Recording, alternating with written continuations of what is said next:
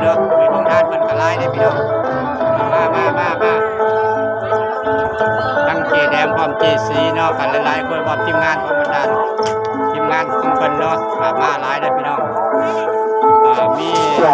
ข้าวปีมาแล้วเกิดจะพาดูเนาะเพิ่นก็มามีทานแล้วก็ตำมั่วนะพี่น้องมาไปมาซาสิบ่ทันนะพี่น้องมาเด้อดีแล้วเกิดจะพาดูมีทานมีท่านเจ้าลุงเบิ้ลขอบคุณเพื่อเป็นแบบ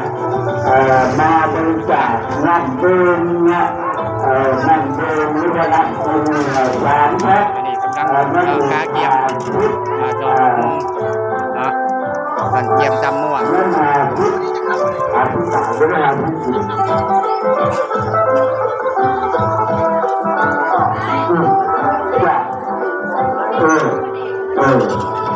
ี่มาพูดต่างกัน